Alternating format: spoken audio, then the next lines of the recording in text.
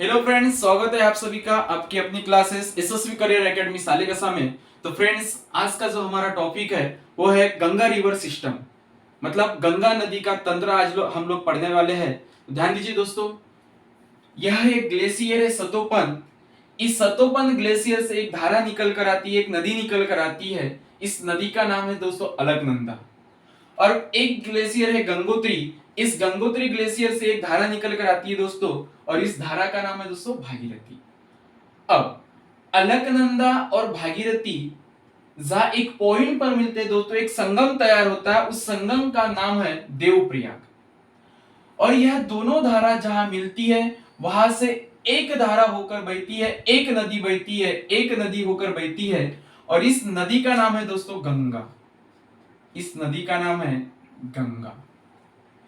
और ये जो गंगा नदी है सर, भारत के 5 राज्यों में जाती है दोस्तों। एक राज्य है आपका उत्तराखंड, दूसरा राज्य इधर लिख रहा हूं दोस्तों मैं। एक राज्य है आपका उत्तराखंड, दूसरा राज्य है आपका यूपी, तीसरा है बिहार, तीसरा है झारखंड, और फिर है दोस्तों वेस्ट बंगाल। ऐसे गंगा नदी 5 राज्यों में भारत में बहती है। पहला राज्य है आपका उत्तराखंड, दूसरा है यूपी, तीसरा है बिहार, चौथा है झारखंड, और पांचवा पश्चिम बंगाल। और पश्चिम बंगाल में जाकर ये फिर 2 धाराओं में विभाजित होती है। फिर 2 धाराओं में विभाजित होती है। एक धारा का नाम है दोस्तों हुगली। एक धारा का नाम है हुगली। और इस हुगली नदी को समझिए दोस्तों, यहां है अपना छोटा नागपुर का पठार। और इस छोटा नागपुर के पठार से बीच से एक नदी बहती है, एक नदी बहती है, जिस नदी का नाम है सर दामोदर नदी। उस नदी का नाम है दामोदर नदी।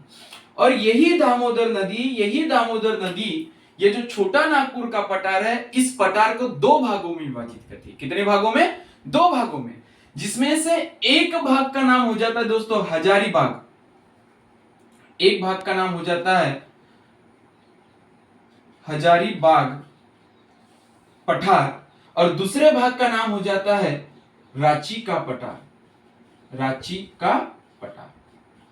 और ये दामोदर नदी छोटा नागपुर के पठार को 2 भागों में विभाजित करती है, बीचों बीच मध्य से होकर जाती है और 2 भागों में विभाजित करती है। एक भाग का नाम है दोस्तों हजारीबाग का पठार, और दूसरे भाग का नाम है रांची का पठार। और यह दामोदर नदी इस हुगली नदी में जाके मिलती है। इस हुगली नदी में जाकर मिलती है, और इसी हुगली नदी के किनारे सर पश्चिम बंगाल की राजधानी कलकत्ता है। इसी हुगली नदी के किनारे पर पश्चिम बंगाल की राजधानी कलकत्ता शहर बसा हुआ है। अब दोस्तों समझते हैं, ये हो गई पहली धारा। अब दूसरी धारा, यहां पश्चिम बंगाल में ये 2 भागों में विभाजित होकर एक धारा का नाम हो जाता है दोस्तों हुगली, और दूसरी धारा का नाम होता है सर भगीरथी। दूसरी धारा का नाम होता है भगीरथी। ये नदी ऐसे जुग जुग जुग जुग जुग जुग जुग जुग जुग जुग जुग जुग बहते जाती है। समझ लीजिए यहाँ पे अपना बांग्लादेश, और यही भगीरथी ने ऐसे ऐसे जुग जुग जुग जुग जुग जुग जुग जुग जुग जुग जुग जुग जुग जुग बहते हुए सर बांग्लादेश में जाएगी। और जैसे नदी बांग्लादेश में इंटर करेगी, इसका नाम बदलकर हो जाएगा दोस्तों पद्मा। इसका नाम बदलकर हो जाएगा पद्मा। इसका मतलब भगीरथी नदी को बांग्लादेश में किस नाम से जाना जाता है? तो वह पद्मा नाम से जाना जाता है। और दोस्तों इधर से एक नदी ऐसे बहती हुई आती है, बहती हुई आती है, जिस नदी का नाम है सर ब्रह्मपुत्र नदी। और यह ब्रह्मपुत्र नदी जैसे बांग्लादेश में इंटर करेगी, जैसे बांग्लादेश में इंटर करेगी, इसका नाम हो जाता है दोस्तों जमुना नदी। और जमुना नदी और बांग्ला नदी एक स्थान पर मिलते हैं, और जहां मिलते हैं वहां से एक नदी होकर बहती है, जिस नदी का नाम हो जाता है दोस्तों पद्मा। जिस नदी का नाम हो जाता है पद्मा। अब इसी बांग्लादेश में एक नदी आती है दोस्तों बराक नदी। बराक नदी, और यह बराक नदी और पद्मा नदी मिलते हैं, और जिस पॉइंट से मिलते हैं उस पॉइंट से आगे जो नदी है सर मेघना नाम से बहती है। किस नाम से बहती है? मेघना नाम से। और बांग्लादेश से जैसे ही ये भारत में इंटर करती है सर, यह एक डेल्टा तैयार करती है। डेल्टा तैयार करती है, जिस डेल्टा का नाम है सर सुंदरबन का डेल्टा। सुंदरबन डेल्टा। उस डेल्टा का नाम है सुंदरबन डेल्टा। फिर से समझते हैं दोस्तों, 2 ग्लेशियर है। एक ग्लेशियर का नाम है सतोपन, दूसरे ग्लेशियर का नाम है गंगोत्री। सतोपन ग्लेशियर से एक धारा निकलती है सर जिसका नाम है आपका अलकनंदा, और गंगोत्री ग्लेशियर से एक नदी निकलती है सर जिसका नाम है भगीरथी। अलकनंदा और भगीरथी जिस पॉइंट पर मिलेगी उस पॉइंट का नाम है सर देवप्रयाग।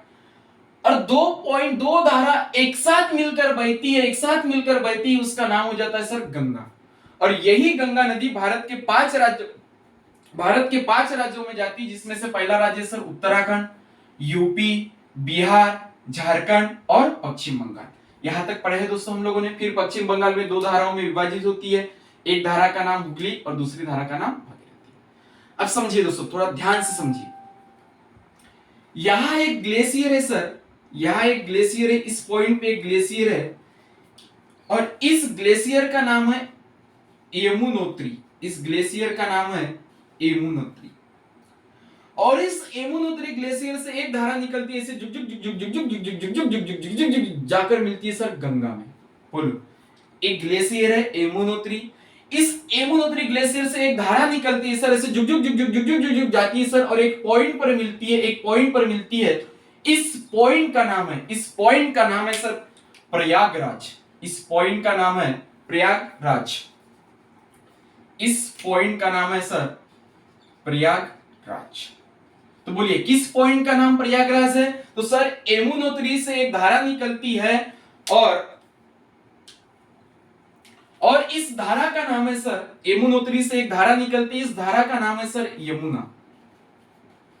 और यही यमुना नदी गंगा नदी में जाकर मिलेगी, और जिस पॉइंट पर मिलेगी उस पॉइंट को बोलते हैं दोस्तों प्रयागराज। उस पॉइंट को बोलते हैं प्रयागराज। 2 राज पढ़े हम लोगों ने, एक अलकनंदा और भगीरथी जहां मिलेगी उस पॉइंट को बोलते हैं सर देवप्रयाग, और यमुनोत्री और गंगा नदी जहां मिलेगी उस पॉइंट को बोलते हैं सर प्रयागराज। अब समझिए दोस्तों, यहां है मध्य प्रदेश, और मध्य प्रदेश में स्थित मालवा का पठार, मध्य प्रदेश में स्थित मालवा का पठार, और इस मालवा के पठार से 4 नदी निकलती है, ऐसे जुग जुग जुग जुग जुग जुग जुग जुग जुग यमुना नदी में जाके मिलेगी। कहां मिलेगी? यमुना नदी में जाके मिलेगी, यमुना नदी में जाके मिलेगी। इसका मतलब ये जो 4 नदी ये मिल रही है सर, ये सभी सहायक नदी है सर, किसकी? यमुना की। तो सर इन नदियों का नाम क्या है सर? तो पहले समझिए बेटा, चंबल नदी। बोलिए चंबल नदी का उगम कहां से होगा? मालवा पठार से। उसके बाद है सर सिंध नदी। बोलो सिंध नदी का उगम कहां से होगा? मालवा पठार से। फिर है सर बेतवा नदी। बोलो बेतवा नदी का उगम कहां से होगा? सर मालवा पठार से होगा। सर मालवा पठार कहां है? तो मध्य प्रदेश में है सर।